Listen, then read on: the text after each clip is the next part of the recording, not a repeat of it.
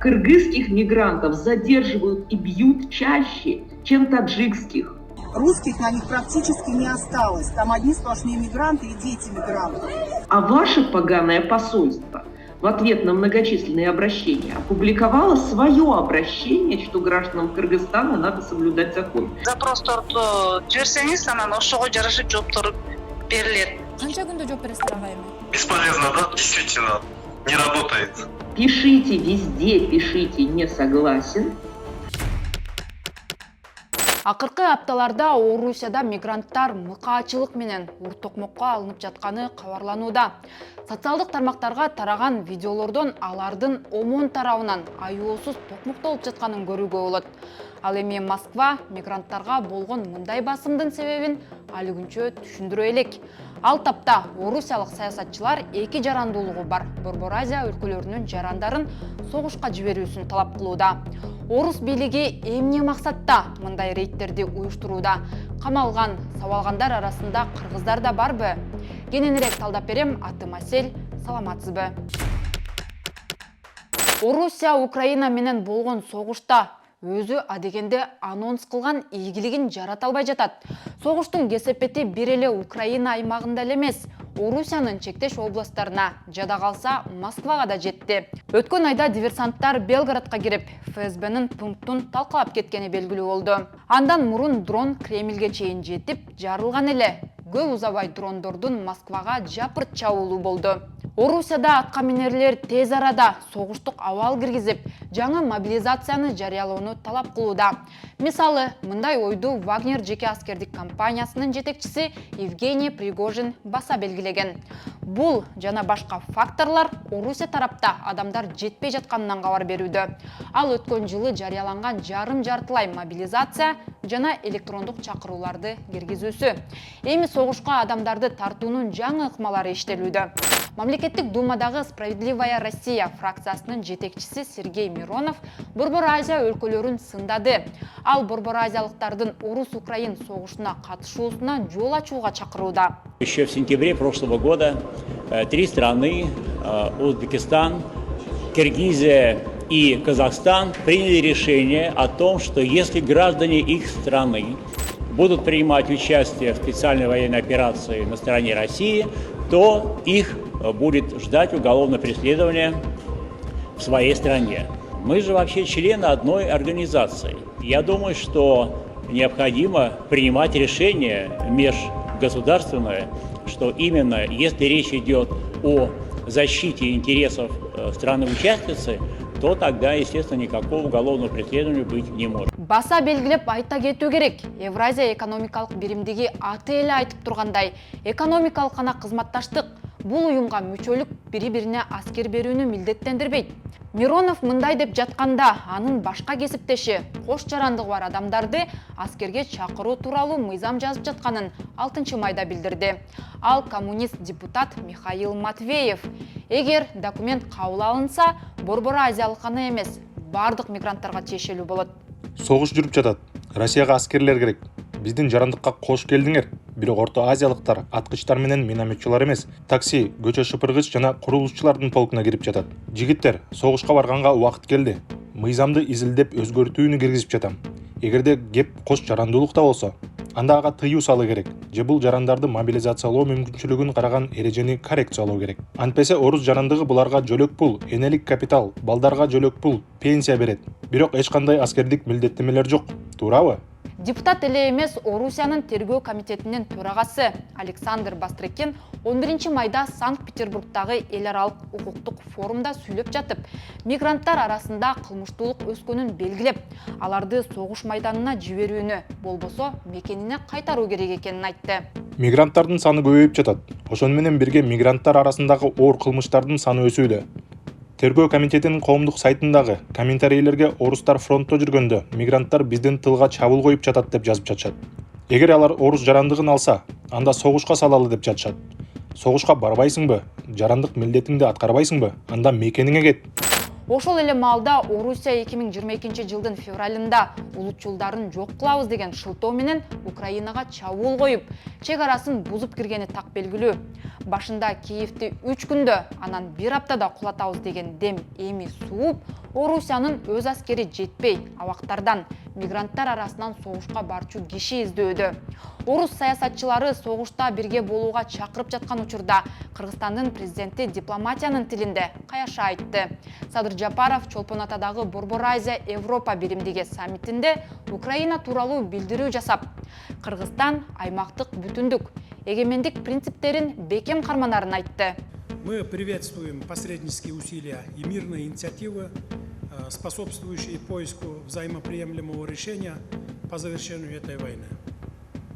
Кыргызстан неукоснительно придерживается принципов территориальной целостности, суверенитета, невмешательства во внутренние дела государств и выступает за соблюдение общепризнанных принципов и норм международного права.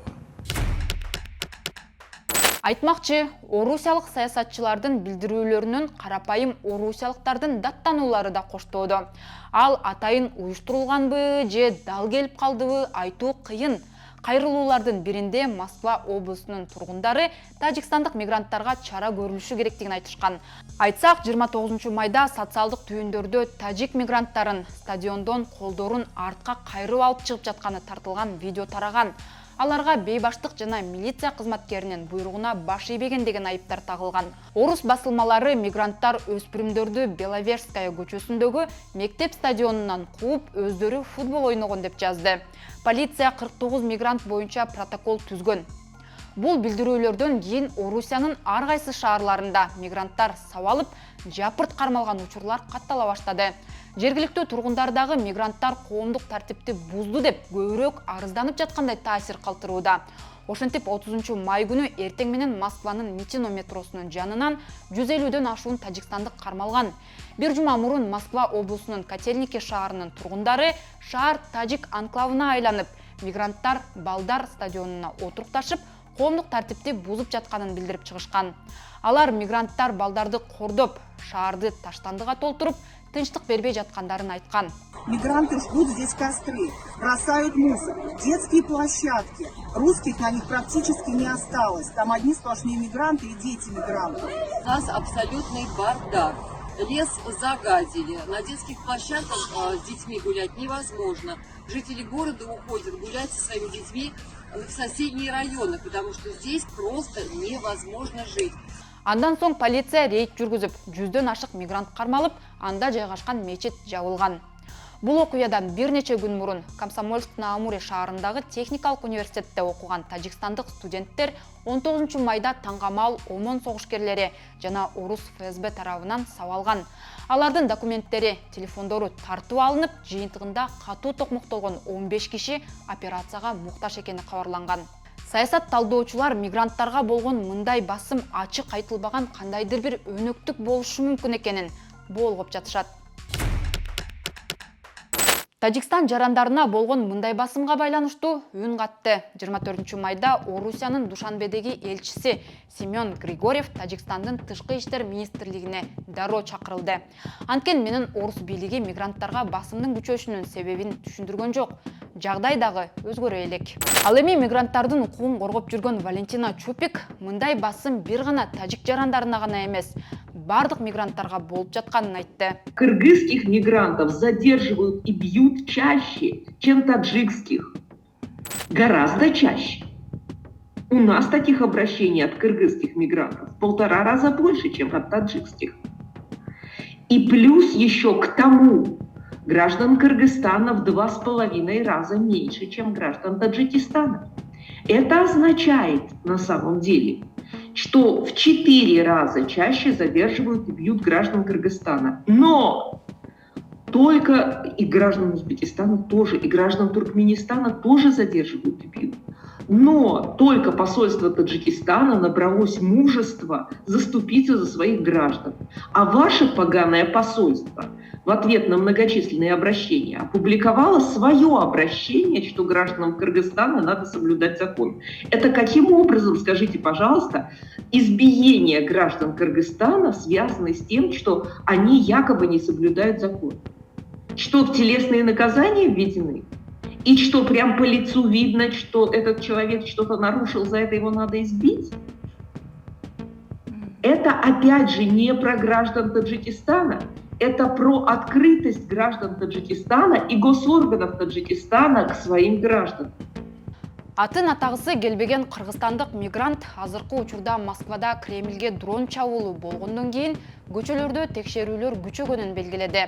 Ал чара көрбөй жатат деп Кыргызстандын Орусиядагы элчилигине нааразы. Москвада, тем более баягы бул Москваны дрондор менен атака кылышып деметишпедиби? Ошол да, например, көчөдө полиция көп аябай ошо текшеришип чала албайсың биздин посольствобочу. Бесполезно да обращаться. Посольствого барсаң, например, киргизбей деле коет деметчи. Записывайтесь онлайн, анан тиги бу деле бирдемкени чыгарып элечи. Бесполезно да, действительно не работает. Мигранттар менен чогулуп, мигранттарга айтып, ушундай болуп атат, мындай болуп атат, например. Россия же закон же тоже постоянно алмап берет да. Өзүң деле ойлосоң, айылдан бала, например, в Москву уехал, 18 лет, школу закончил. Москва келет, эмне кылат ал? Регистрацию где он будет делать? Посредникке барат, посредник акчасын алат, алдайт, там какую-то бумажку левую делает, ошо менен менттер кармайт, анан депорт болот, анан ошентип ошо отделение алып барып ошо орусча сүйлөй албайт, ошо бизге жардам берген жок дешким туурабы? Наша власть ошо посольстволерда эчтеке жок болуп атпайбы маалымат? Ошол эле жанакы, например, согушка барбаш үчүн согушка барбагыла, барсаңар сизди эме камайт үйгө кайры. Ошонун баарын туура маалымат берсе эл дагы эметет да. Билип калат да. Биз Кыргызстандын Орусиядагы элчилигине чалып, сабалгандардын арасында кыргыз жарандары бар жогун сурадык. Бирок алар бизге суроону кат түрүндө жиберүүнү айтып, трубканы коюп коюшту. Мен бир эле суроону жооп берип коюңузчу, анда могу кош эки жарандуулугу бар. Мен сизге айттым, эме жибериңиз деп запросторду жиберсеңиз, анан ошого жараша жооптор берилет. Канча күндө жооп бересиздер ага эми? Эгерде элчилик жарандарга жана суроолорго ачык болгондо, мындай нааразычылыктар айтылмак эмес эле деген ойдо калдык. Эми кош жарандыгы бар тажикстандыктар Орусиядан чыга албайт. Тажик мигранттарынын айрымдары аскер комиссариатына мажбурлап каттоого алынып, Орусиянын куралдуу күчтөрүнүн резервине киргизилгенин айтышууда. Мигранттарга жашаган жеринен кетүүгө дагы тыюу салынды. Бирок укук коргоочу Валентина Чупик мындай тыюу Борбор Азиянын бардык жарандарына тиешелүү экенин, негизи эле Орусиянын жарандыгы барларга коркунуч жаратарын эскертти. Большое количество граждан, получивших российское гражданство, независимо от страны, из которой они происходили, сейчас получают запреты на выезд. Но это не совсем запреты на выезд, это такие письма счастья, в которых написано, что им будет запрещен выезд, если они не пойдут и не встанут на военный учет, на воинский учет. Это не только граждане Таджикистана. Знаете, чем граждане Таджикистана отличаются от граждан Кыргызстана в этом плане? Граждане Кыргызстана никогда не живут по адресу своей прописки. Вся разница. Поэтому граждане Таджикистана это получают и ходят в свое посольство жаловаться. А граждане Кыргызстана живут счастливо и не в курсе. Так вот, граждан Кыргызстана накроет быстрее, чем граждан Таджикистана. Потому что граждане Таджикистана, получив такое письмо, обращаются в посольство или к нам, или и к нам, и в посольство, им говорят: быстро закопай в огороде российский паспорт и немедленно выезжай. А граждане Кыргызстана, которым отправили на адрес письмо, и непонятно, кто за это письмо расписывается, они об этом не знают. И они в двухмесячный срок не являются. И вот как раз они получают этот запрет. И не имеют уже шансов выехать из России. Так что это не про граждан Таджикистана. Это про то, что началась сверка между базами данных МВД и Минобороны России. И всего лишь, больше ничего. Это не про Таджикистан. Не только Центральной Азии, всем лицам, приобретшим гражданство Российской Федерации в последние 10 лет, надо напрячься, потому что вам наверняка на адреса вашей прописки, настоящая она или фиктивная, придет письмо счастья. И если вы по этому письму счастья не сходите, не встанете на воинский учет, либо не выедете, я советую выезжать, потому что как только вы встанете на воинский учет, на вас начнут давить, чтобы вы подписали контракт, а в ближайшее время могут и просто призвать. И если вы пойдете, встанете на воинский учет, вы потом мобилизации не избежите никак, если вы своевременно не выйдете. Так что напрячься надо всем. Одновременно кыргызам, синам, японцам и вообще всем, кто приобрел гражданство Российской Федерации в последние 10 лет, потому что идет сверка баз данных. Гражданина немотивированно, как правило, просто за внешность задерживают. Начинают вымогать у него деньги. Если он деньгами откупается, и это деньги недостаточные, то на него фальсифицируют дело о попытке дачи взятки. Если денег он дает много, то его, как правило, немедленно отпускают. Если он денег не дает, то его тащат в отдел, где начинают запугивать и требовать, чтобы он подписал документы какие-то, не читая. Если он подписывает эти документы, то он должен быть готов к тому, что среди этих документов может быть в том числе контракт на добровольную военную службу. И тогда уже, раз он это подписал, его могут передать в военкомат и просто отправить на фронт как мясо.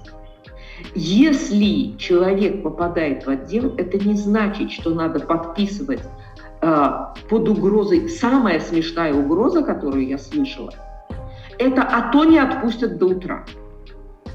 А то убьют, не страшно, да? А то не отпустят до утра, страшно. Ну, еще угрожают депортацией, угрожают проверкой, живет ли человек по адресу регистрации и так далее.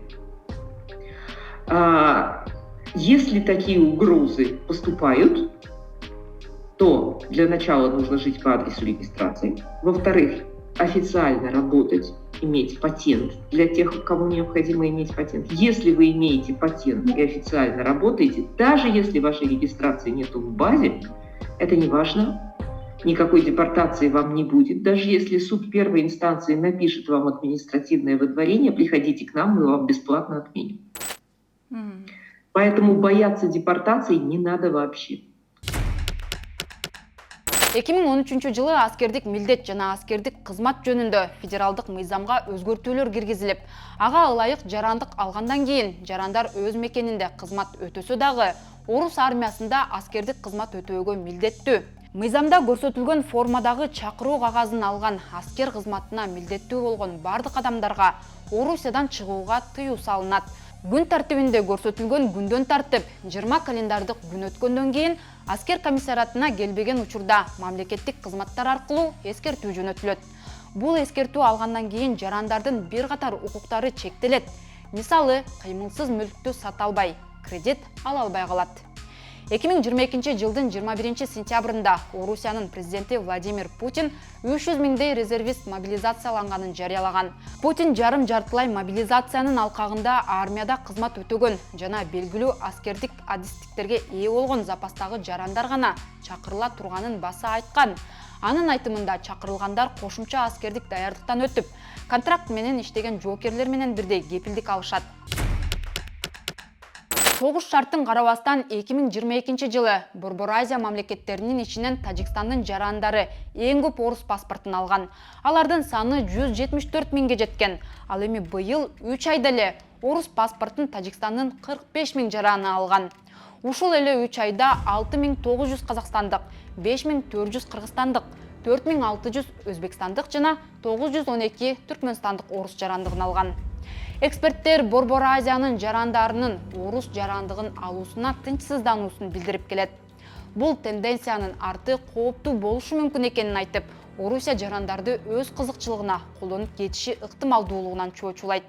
Чупик орус жарандыгынын эч кандай пайдасы жок экенин, бул согушка берилген билет экенин түшүндүрдү. Зачем получать российское гражданство? Это не приводит ни к получению пенсии. Пенсию теперь можно получить только если 15 лет отработал в России. Гражданство тут ни при чем.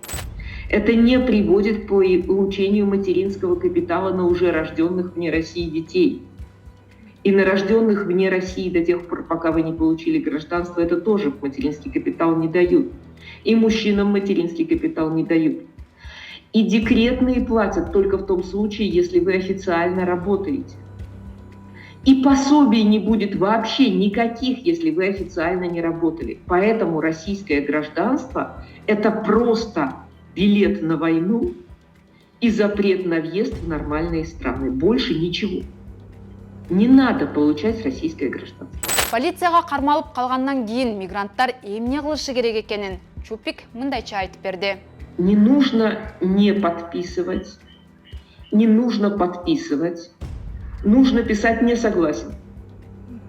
Пишите везде, пишите «не согласен», не позволяйте себя запугать, и вас не заставят подписать этот контракт и, соответственно, не отправят на войну.